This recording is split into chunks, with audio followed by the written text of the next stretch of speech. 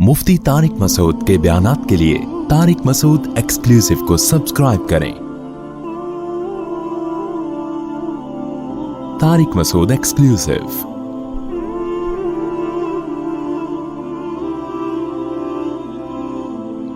मेरी नज़र में ये जो तबका है, जो यूनिवर्सिटियों का तबका है, ये बहुत अहमियत है मेरी नज़र में इसकी, क्योंकि कल आप लोगों के हाथ में कौम की नब्ज़ें होंगी, कौम की तकदीरों के फैसले कल आपके हाथ में। रक्शे टैक्सी वाले के हाथ में कौम की तकदीरों के फैसले नहीं होते।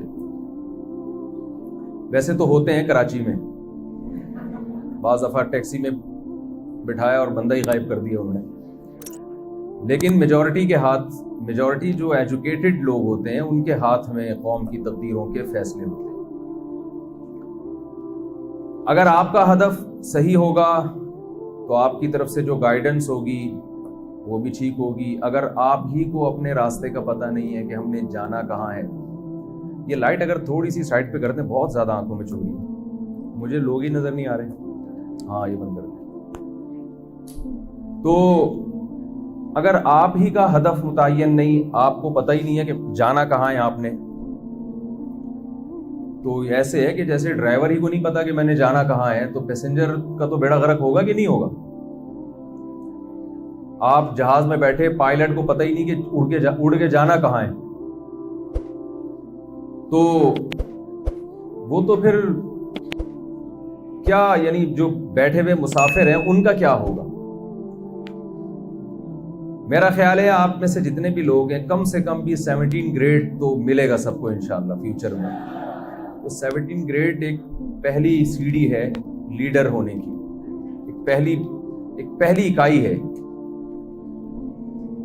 अंबिया किराम ने जब भी दीन की दावत का काम किया, जो लीडर थे कौम के, उन पे अंबिया ने ज्यादा मेहनत की है। मूसा अलैहिस्सलातु वस्सलाम को जब अल्लाह ताला ने कोहे तूर पे बुलाया और अपना पैगंबर बनाया, तो भेजा किसके पास? लीडर के पास ना, बादशाह के पास। अल्लाह ये भी कह सकते थे मूसा अलैहिस्सलाम को कि ए मूसा, आप मेरा पैगाम लेकर मिस्र में फलां रक्शे वाला है, टैक्सी वाला है, फलां चौकीदार है, उसके पास आप मेरा पैगाम लेके जाएं। ऐसा ही है ना, कह सकते थे अल्लाह ताला। अच्छा, थोड़ा गर्दन हिलाएंगे, हाँ हूँ करेंगे तो मुझे लगेगा कि मेरी बात समझ रहे हैं आप। अगर मैं ऐसा लगेगा जैसे मैं टीवी में आ रहा हूँ, कोई प्रोग्राम आ रहा है, तो मज़ा नहीं आएगा फिर बात करने का। मैं ये नहीं कह रहा कि ज़्यादा शोर हो, थोड़ा सा गर्दन के स्टाइल से पता चल जाए कि कुछ बात समझ में आ रही। बिल्कुल ऐसे बुत बन के ना बैठे। तो मूसा अलैहिस्सलाम को अल्लाह ताला भेज सकते थे मिस्र के किसी गरीब आदमी के पास, किसी एक आम आदमी के पास भेज सकते थे। उसका नुकसान क्या होता? मूसा अलैहिस्सलाम कई साल मेहनत करके मिस्र के 4-5 लोगों को इस्लाम कबूल करवा देते, लेकिन उनके लिए भी उस इस्लाम पे कायम रहना बहुत मुश्किल है। हमेशा काम ऐसा किया जाता है कि काम कम से कम, मेहनत कम से कम, और उसका आउटपुट बहुत ज्यादा। लीवर का इस्तेमाल इसलिए करते हैं ना कि वो, हम तो पहले उर्दू में पढ़ते थे साइंस में, तो कुव्वत का बाजू जितना लंबा होगा, वो जो प्लास या पाना वगैरह है ना, तो वो फोर्स उतनी कम लगे। अगर आप स्क्रू खोलने की कोशिश शुरू कर दें हाथ से ही, तो हाथ खुल जाएगा, स्क्रू नहीं खुलेगा। तो अल्लाह ताला ने मूसा अलैहिस्सलाम को डायरेक्ट फिरौन के पास भेजा कि ये अगर इंसान का बच्चा बन गया फिरौन, तो पूरा मिस्र खुद ब खुद ठीक हो जाएगा। ये अंबिया की मेहनत है कि हमेशा कौम के सरदारों पे उन्होंने खास मेहनत की है। तो हम भी आपको कौम के फ्यूचर का सरदार ही समझते हैं कि अल्लाह ताला आपको भी सरदार बनाएगा, लीडर बनाएगा। मुख्तलिफ शोबों में जाएंगे, आपके मातहत बहुत सारे लोग काम करेंगे। तो अगर आप ठीक हो जाएं, ठीक हैं अल्हम्दुलिल्लाह, और ज़्यादा ठीक हो जाएं, तो मेरा ख्याल है फ्यूचर में जो एक मौलाना अय्याज शाह साहब ने अभी ख्वाब देखा है कि USA से और UK से लोग हमारे पास आएंगे, तो वो जब ही आएंगे कि जब आप ठीक हो जाएंगे। तो मैं کوشش کرنے آیا ہوں میں بھی ٹھیک ہو جاؤں اور آپ بھی ٹھیک ہو جائیں، یعنی مذاکرہ ہو جائے کہ میں اپنے لیے بھی وہ باتیں کہوں گا جو آپ سے کہوں گا تاکہ مجھے بھی یاد دہانی ہو جائے، ہم سب ٹھیک ہو جائیں۔ میں یہ دعویٰ نہیں کرتا کہ میں ٹھیک ہوں، میں کوشش کروں گا بھائی میں بھی ٹھیک ہو جاؤں آپ بھی ٹھیک ہو جائیں، لیکن ہمیں پتہ تو ہونا کہ ٹھیک کی ڈیفینیشن کیا ہے۔ سمجھ میں آ رہی ہے بات؟ ہمیں پتہ ہونا چاہیے کہ ٹھیک کی ڈیفینیشن کیا ہے۔ ہمیں تو ابھی یہی نہیں پتا کہ ٹھیک کی ڈیفینیشن کیا ہے۔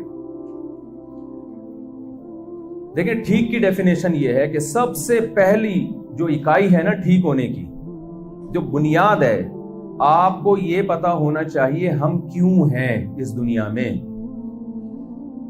اگر آپ کو یہی نہیں پتا ہے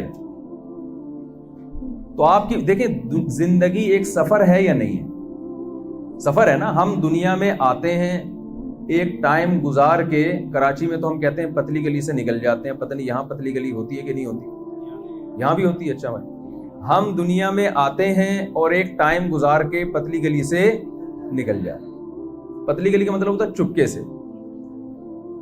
ایک چوڑی گلی ہوتی ہے نا جہاں لوگ آپ سے ملاقات کے لیے آتے ہیں، آپ گیٹ پہ آتے ہیں، کبھی آپ اس سے بچنا چاہتے ہیں تو آپ کیا کرتے ہیں، اس کو ڈاچ دے کے پتلی گلی سے نکل جاتے ہیں، وہ سمجھتا ہے کہ ہے ہی نہیں۔ ہم جب دنیا میں آئے، دنیا سے جائیں گے بھی ایسے ہی، اپنے ارادے سے نہ ہم آتے ہیں نہ اپنے ارادے سے ہم جاتے ہیں۔ خودکشی کرنے والا تو ارادہ کر کے جاتا ہے، لیکن نارملی ہمارے ہاں لوگ اللہ کے ارادے سے ہی جا رہے ہوتے ہیں، اپنے ارادے کا اتنا دخل نہیں ہوتا اس میں۔ تو یہ ایک مسافر خانہ ہے، ایک سفر ہے۔ دیکھیں یہ ایک طے شدہ بات ہے، جس سفر میں انسان کو منزل کا نہ پتا ہونا کہ میں نے جانا کہاں ہے، اس سفر میں انسان بوکھلاہٹ کا شکار ہو جاتا ہے۔ ٹرین میں آپ بیٹھے، پتہ ہی نہیں جانا کہاں ہے آپ۔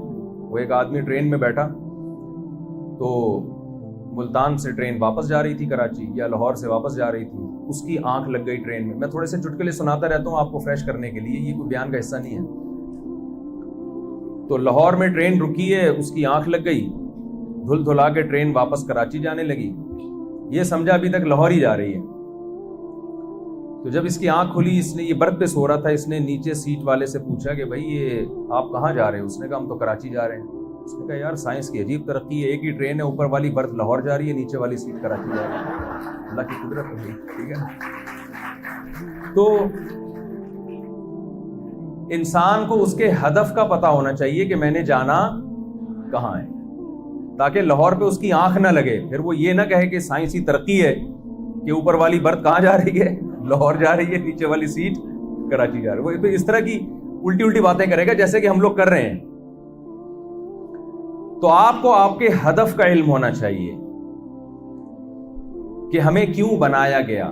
تو میں چند سوالات اکثر یونیورسٹیوں میں کرتا ہوں، انہی سوالات کو میں یہاں بھی ریپیٹ کروں گا۔ دیکھیے جو چیز بنی ہوتی ہے، بنائی جاتی ہے، اسے کسی مقصد کے لیے بنایا جاتا ہے، اور جو آٹومیٹیکلی خود بخود اتفاق سے وجود میں آ جائے اس کا کوئی مقصد بولیں نہیں۔ مثال کے طور پر اب یونیورسٹیوں نے میرے سامنے شیشے کا گلاس رکھنا ہی چھوڑ دیا ہے۔ مثالیں میں نے اتنی دی ہیں کہ میں گلاس توڑنے کی اکثر مثال دیتا ہوں، تو اب وہ گلاس ہی میرے سامنے ہوتا نہیں ہے، ورنہ میں اکثر گلاس اٹھا کے مثال دیتا تھا کہ دیکھیں کوئی گلاس ہے، نہیں توڑوں گا انشاءاللہ آپ کو، ٹھیک ہے۔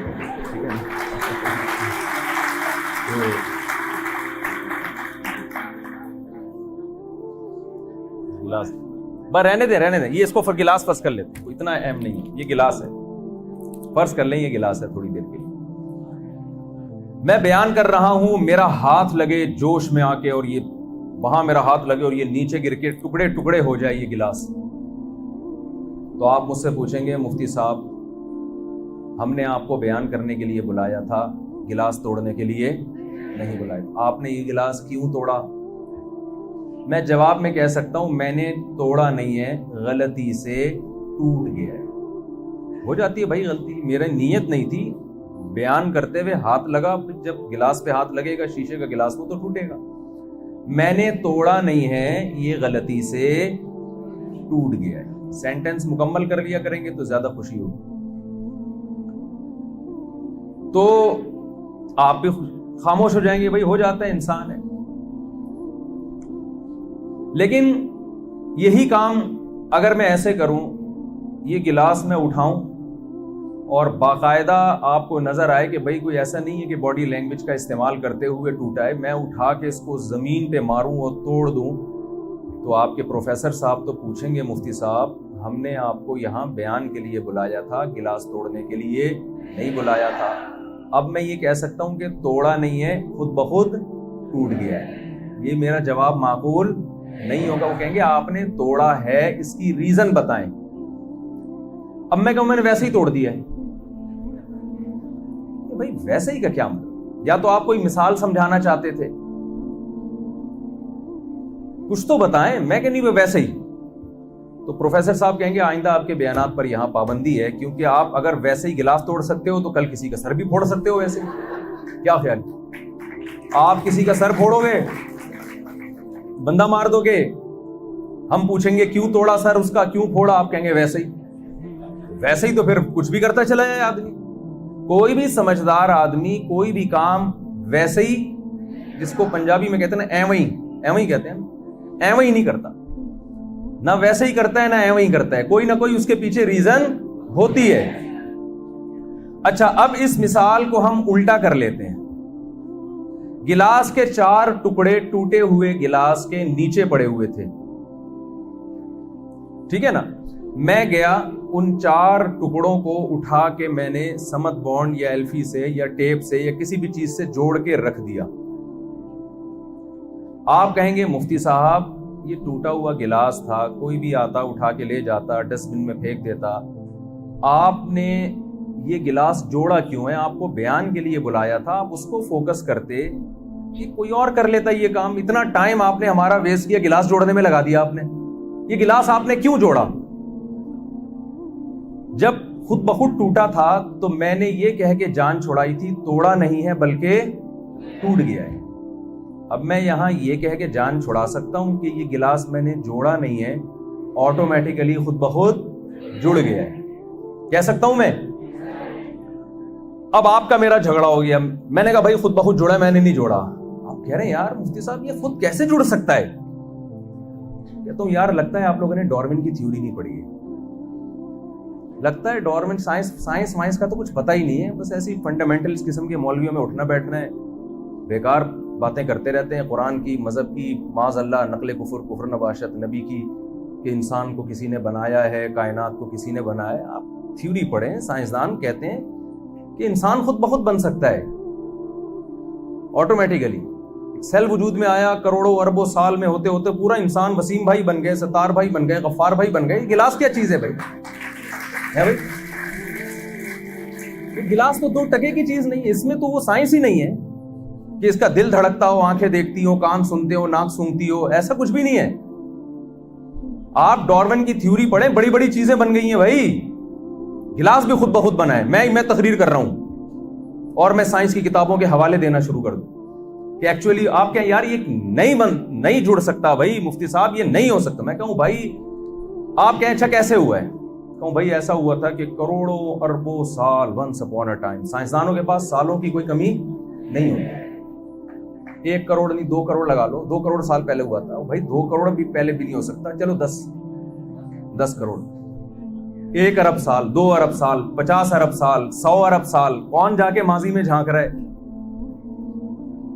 تو میں نے کہا بھائی ہوا یہ تھا، ونس اپون اے ٹائم، یہ زمین جب وجود میں آئی تو یہاں ریت کے بڑے بڑے ٹیلے ہوا کرتے تھے، تو ہوائیں چلیں اور پھر سورج کی تپش اور اتنی زمین کا ماحول چینج ہوا کہ وہ ریت پگھل گئی، پھر ہوائیں چلیں اور پھر یوں ایک شیشے کے ٹکڑے بکھر گئے، تو کچھ ٹکڑے ایسے ہوا چلی اور آپس میں ٹھپ ٹھپ کر کے جڑنا شروع ہو گئے، اور جڑتے جڑتے بالآخر وہ میز پہ ایک دھماکہ ہوا، اس کے نتیجے میں گلاس دھڑام سے آ کے میز پہ رکھ دیا۔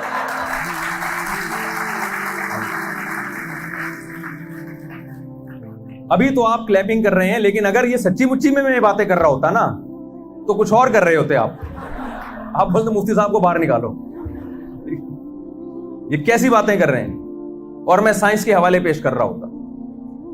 ایک گلاس کا جو سسٹم ہے نا وہ اتنا پیچیدہ نہیں ہے جتنا ایک انسان کا جس نے گلاس کو بنایا ہے۔ ایک اور میں مثال دے کے بس آگے چلتا ہوں۔ آپ نے ایک کاغذ پہ ایک خوبصورت سی تصویر دیکھی، خوبصورت اس لیے کہہ رہا ہوں تاکہ آپ دیکھیں، ایک بہترین سی آپ نے تصویر دیکھی, آنکھیں, ناک, لپس, بڑے خوبصورت ڈیزائن کا نا ایک انسان بنا ہوا ہے. بنا ہوا ہے میں نے کہا ہے, کچھ اور نے کہا. تو بالکل وسیم جیسا, معذرت کوئی وسیم بھائی بیٹھے ہوئے ہیں یہاں پہ تو ٹھیک ہے نا, ایک خوبصورت انسان کا فیس بنا ہوا ہے. اب آپ چونکہ سائنس کے طالب علم تھے, اس تحقیق میں لگ گئے یار یہ بنا کیسے, اس کا مصور کہاں ہے جس نے بنایا, اتنی پینٹنگ کی ہے, اتنی خوبصورت پکچر کیسے بنی ہے. اچھا, مصور تلاش کرنے کی پوری کوشش کر لی, لیکن آپ کو مصور اس کا ملا نہیں. بہت کوشش کی آپ نے, یار کہیں سے کس نے ڈیزائن کیا اس تصویر کو, کس نے یہ پینٹنگ کی. کچھ سائنسدان بیٹھے ہوئے تھے, آپ ان کے پاس گئے, بھائی ہمیں تو پتہ ہی نہیں چل رہا یہ تصویر بنائی کس نے. اس نے کہا یار اگر پتہ نہیں چل رہا ہے کس نے بنائی ہے تو پھر ہم اس پہ ریسرچ کرتے ہیں. تو ایک تھیوری مارکیٹ میں لے کر آئے. انہوں نے کہا ونس اپون اے ٹائم, ایسے ہی شروع ہوتی ہے نا, کہ ہوائیں چلی تھی 3 کروڑ سال پہلے, اور کلر وجود میں آیا, ڈسٹیمپر کے ڈبے وجود میں آئے, پھر برش وجود میں آیا. وہ بھائی کیسے وجود میں آئے, کہہ رہے کروڑوں سال میں ہو سکتا ہے ایسا اتفاق. پھر ہوتے ہوتے ہوتے ہوتے ایک دن ایک کاغذ وجود میں آ گیا. پھر ایسے ہوا کہ جی وہ کچھ ڈبے پڑے ہوئے تھے تو ہوا چلی تو اس اسٹائل سے گرے کہ وہ یوں بکھر گئے. کروڑوں تصویروں میں سے ایک یہ نکل کے آ گئی ہے. آپ مان لو گے بھائی یہ اتفاق سے اتنی خوبصورت پینٹنگ بولیں نہیں ہوتی. اس بات کو آپ تسلیم نہیں کرتے اور اس بات کو مان لیتے ہو کہ ایسی تصویر جس میں آنکھ دیکھتی ہو, جس کے کان سنتے ہوں, جس کی ناک میں سونگھنے کی صلاحیت, جس کی زبان میں چکھنے اور بولنے کی صلاحیت, جس کی کھوپڑی میں سچی مچی کا دماغ فٹ ہو, جس میں سوچنے کی صلاحیت, خدا کی قسم کھربوں سال میں بھی یہ آٹومیٹیکلی خود بخود وجود میں نہیں آ سکتا, ناممکن ہے. میں ایسے اسکالر سے ملا ہوں جنہوں نے ڈاروین کی تھیوری بہت اچھی طرح سے پڑھی ہوئی ہے. کوئی بھی چیز جب آپ ادھوری پڑھتے ہیں نا تو نقصان دیتی ہے. ڈاروین کی تھیوری UK سے پڑھ کر آئے, انہوں نے ماسٹر کیا اسی میں. انہوں نے کہا ڈاروین یہ نہیں کہتا کہ یہ کائنات خود بخود بنی ہے یا انسان خود بخود بنا ہے. اس کی تھیوری کا حصہ ہے یہ کہ اگر یہ فرض کر لیا جائے کہ اس انسان کو کسی نے نہیں بنایا, کائنات کو کسی نے نہیں بنایا, فار ایگزامپل فرض کر لیں, تو پھر یہ جو تھیوری ہے کہ بندر سے وجود میں آیا, یہ ذرا قیاس کے قریب ہے زیادہ. سمجھ میں آ رہی ہے بات؟ یعنی آپ یہ فرض کر لیں کہ یہ تصویر خود بخود وجود میں آئی ہے, اسے کسی مصور نے نہیں بنایا, تو ظاہر ہے پھر تو آپ مفروضے گڑیں گے نا اس کو. تو ان مفروضوں میں یہ زیادہ قریب ہے کہ یار یہ اتفاق سے ایسے رنگے ڈبے وبے اور یہ اس طرح سے برش برش ہل گئے ہوں گے. تو جو کام جس چیز کا ڈاروین کا دعویٰ نہیں تھا, ہمارے سائنس کے طلبہ ڈاروین سے بھی 2 ہاتھ آگے نکل گئے, خدا کا انکار کر دیا کہ نہیں یہ آٹومیٹیکلی ہے. اور میں تو ویسے بھی کہتا ہوں ڈاروین اگر مجھے ملا, معذرت کے ساتھ آپ سے نہیں, ڈاروین سے معذرت کے ساتھ میں کہوں گا کہ آپ یہ کہتے ہیں کہ ہم بندر سے انسان بنے ہیں, ہماری دم کہاں ہے؟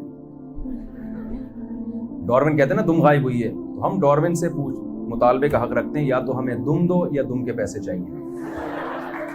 سیدھی سی بات ہے نا. کہتے ہیں دم, خیر یہ تو ایک مزاح کی بات تھی, لیکن جو تصویر جس کی آنکھ میں دیکھنے کی طاقت نہ ہو, کانوں میں سننے کی طاقت نہ ہو, وہ خود بخود نہیں بن سکتی. وہ تصویر جس کی آنکھ میں دیکھنے کی طاقت, کانوں میں سننے کی طاقت, زبان میں بولنے کی طاقت, کروڑوں اربوں کھربوں سال میں بھی آٹومیٹیکلی وہ خود بخود وجود میں نہیں آ سکتی. سب سے پہلے یہ کانسیپٹ آپ کا کلیئر ہونا چاہیے, جس کو قرآن نے کہا ام خلقوا من غیر شیء ام هم الخالقون. کیا خود سے بنے ہو آٹومیٹیکلی یا تم نے خود اپنے آپ کو بنایا ہے؟ یہ اللہ نے قرآن میں ہم سے سوال کیا ہے. دیکھیں قرآن آپ کے نظریات کو درست کرنے کی کتاب ہے, کانسیپٹ کلیئر کرنے کی کتاب ہے. بہت سارے ٹاپک ایسے ہیں جو قرآن کے, وہ سائنس کے ٹاپک نہیں ہیں, سائنس اس کو نہیں چھیڑتی, سائنس کے اپنا ایک میدان ہے, لیکن ہر چیز میں ہمیں سائنس سے گائیڈنس نہیں ملتی. بہت سارے اہم زندگی کے سوالات ایسے ہیں جس میں ہمیں اللہ کی ضرورت ہے, پیغمبروں کی ضرورت ہے.